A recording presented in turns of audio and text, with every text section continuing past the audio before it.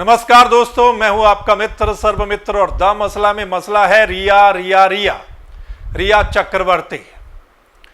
क्या ये नाम सुनकर आपके कान तो नहीं पक गए, या फिर ये मसला अब आपको अच्छा लगने लगा है? क्योंकि कई बार ऐसा होता है कि जो चीज बार बार आपको दिखाई जाती है उसमें आपका इंटरेस्ट भी बढ़ जाता है, जैसा आजकल हमारे देश के बड़े बड़े चैनल्स कर रहे हैं। हर रोज नया खुलासा करते हैं इस मसले में, हर रोज नए नए गवाह लेकर आते हैं, तो हो सकता है आपका इंटरेस्ट बढ़ गया हो। लेकिन क्या यह मुद्दा, क्या रिया चक्रवर्ती इस समय देश का सबसे बड़ा मसला है, सबसे बड़ा मुद्दा है कि 24 घंटे ही उसको दिखाया जाए? जो दूसरे मुद्दे हैं, जो आम जनता से जुड़े हुए मुद्दे हैं, जो बेरोजगारी से जुड़े हुए मुद्दे हैं, जो किसानों से जुड़े हुए मुद्दे हैं, जो स्टूडेंट्स से जुड़े हुए मुद्दे हैं, दुकानदारों से जुड़े हुए मुद्दे हैं, क्या वो मुद्दे नहीं है? क्या उनको नहीं दिखाया जाना चाहिए? देश की जनता क्या सिर्फ रिया चक्रवर्ती को देखना और सुनना चाहती है? जो टीवी चैनल्स 24 घंटे उस पर लगे हुए हैं। हाँ ठीक है, अब केस सीबीआई को चला गया है और सीबीआई हमारे देश की सबसे बड़ी इन्वेस्टिगेटिंग एजेंसी मानी जाती है, तो फिर उस पर आपको विश्वास होना चाहिए कि इस केस में वो दूध का दूध और पानी का पानी करेगी। क्या यह जरूरी है कि रिया के घर से लेकर डीआरडीओ ऑफिस तक रिया का पीछा किया जाए, कई रिपोर्टर्स वहां पर लगा दिए जाएं, उसके घर में घुसने की कोशिश की जाए, रिया के घर के बाहर 2 रिपोर्टर हों, डीआरडीओ ऑफिस के बाहर 2-3 रिपोर्टर खड़े हों, कुछ दूसरे ऑफिस हैं, कुछ सुशांत सिंह के घर पे बाहर खड़े हों और 3-4 रिपोर्टर नए नए गवाह ढूंढने में लगे हों। मतलब हर बड़े चैनल्स ने वहां पर 7-7, 8-8, 10-10 रिपोर्टर और एंकर जो बड़े बड़े हैं वो लगा रखे हैं इसी केस में। क्योंकि हमारे देश में एक चैनल सिर्फ इसलिए टीआरपी में नंबर 1 आ जाता है क्योंकि वो 24 घंटे रिया चक्रवर्ती करता है, तो फिर सभी चैनलों को लगता है कि टीआरपी का खेल तो यही है, फिर इसी को ही दिखाया जाए सबसे ज्यादा। लेकिन वहीं जो दूसरे मुद्दे हैं, क्या उनके बारे में बात नहीं होनी चाहिए? हमारे देश की जीडीपी जिसकी चर्चा हो रही है पिछले 2 दिन में कि जीडीपी कहां चली गई, इकॉनमी कहां चली गई, करोड़ों नौकरियां चली गई हैं हमारे देश में। आप अपने आसपास देखिए, मैं अपनी ही बात करता हूं, मीडिया में कितनी ही नौकरियां चली गई हैं। अगर मैं अपने आसपास देखूं तो पता नहीं कितने लोगों की नौकरी चली गई है।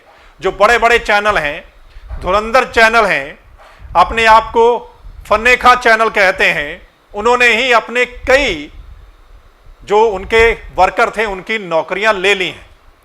ब्यूरो ऑफिस थे, उनको बंद कर दिया गया है। ब्यूरो ऑफिस में सिर्फ 1-2 बंदों को छोड़कर बाकी सभी को हटा दिया गया है, और जिनको नहीं हटाया गया है उनकी सैलरी किसी की 20, किसी की 30, किसी की 40% कट डाउन हो गई है। कैसे गुजारा चलेगा उनका? हर दूसरे दिन फोन आता है कि सर कोई जॉब है। आप भी अपने आसपास नजर दौड़ाइए, जो लोग प्राइवेट नौकरी करते हैं उनका क्या हाल है? क्या नौकरी बची हुई है या चली गई? और अगर बची हुई है तो सैलरी कितनी कम हो गई है? आसपास देखिए, दुकानदारों के बारे में पूछिए कि उनका क्या हाल हुआ है लॉकडाउन में। किसानों से पूछिए 3 अध्यादेश को लेकर वो कितने परेशान हैं। स्टूडेंट से पूछिए क्या परेशानी है, जिनको बोला गया पहले टेस्ट नहीं होगा, अब कह रहे हैं कि टेस्ट होगा। बेरोजगारों से पूछिए जो नौकरी के लिए दर दर की ठोकरें खा रहे हैं और अब उनको लगता है कि पता नहीं सरकारी नौकरी शायद मिलेगी या नहीं मिलेगी, इकॉनमी इतनी डाउन चली गई है। तो क्या इस बारे में देश की जनता नहीं पूछना चाहती? क्या ये बड़े मसले नहीं हैं जो टीवी चैनल्स पर दिखाए जाने चाहिए, डिबेट होनी चाहिए? हां, ये तो दिखाया जा रहा है कि बॉलीवुड में ड्रग्स चलता है, बड़े बड़े लोग ड्रग्स लेते हैं। क्या ड्रग्स सिर्फ बॉलीवुड में चलता है? क्या देश के दूसरे हिस्से में ड्रग्स नहीं फैला हुआ है? ये तो आप सब जानते होंगे कि ड्रग्स कहां कहां फैला हुआ है। और उत्तर भारत में चिट्टा कहते हैं जिसको, पंजाब में पता नहीं लाखों युवा जिसकी चपेट में आ गए, हरियाणा का तीसरा हिस्सा चपेट में है, कई राज्य इसकी चपेट में हैं। क्या उस पर स्टोरी नहीं होनी चाहिए? क्या वहां जो ड्रग पेडलर हैं उनसे बात नहीं होनी चाहिए? जो वहां का माफिया है, ड्रग माफिया है, उनके बारे में भी थोड़ी इंक्वायरी कर लो, उनसे जाकर भी बातचीत कर लो थोड़ी, तो आपको पता चलेगा कि असली मुद्दे क्या है। दोस्तों, क्या है कि हमारे देश में दो चीजें चल रही हैं, एक एजेंडा और दूसरा प्रोपेगेंडा, और लगता है कि ये अभी लंबा चलेगा, इसमें सुधार होने वाला नहीं है जिस हिसाब से लग रहा है, क्योंकि हमारे देश में एजेंडा पर विश्वास किया जाता है, हमारे देश में प्रोपेगेंडा पर विश्वास किया जाता है।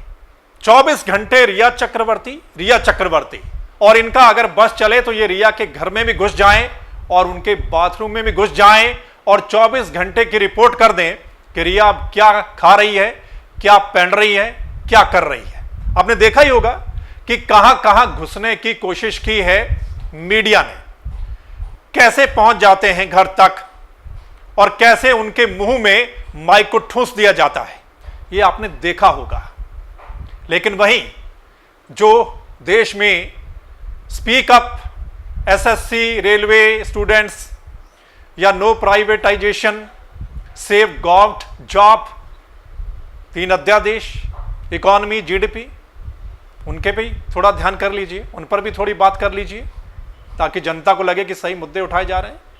आपको लगता है कि हम सही बोल रहे हैं तो फिर इस वीडियो को ज़्यादा से ज़्यादा शेयर आपने करना है, और आपको लगता है कि हम सही दिखा रहे हैं तो फिर आप दा मसला को सपोर्ट कर सकते हैं। कैसे सपोर्ट करना है नीचे डिस्क्रिप्शन में दिया गया है, लिंक दिया गया है, नंबर दिया गया है, उस पर जानकारी ले सकते हैं।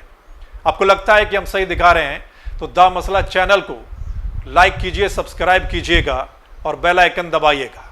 और आपको लगता है कि हम सही दिखा रहे हैं तो फिर दा मसला के फेसबुक पेज को लाइक करना है, ताकि जो हमारा अगला मसला, अगली वीडियो होगी वो आप तक पहुंच जाए। नहीं तो एजेंडा और प्रोपेगेंडा तो चल ही रहा है, कहीं आप लोग भी भीड़ चाल का शिकार ना हो जाएं। धन्यवाद, नमस्कार।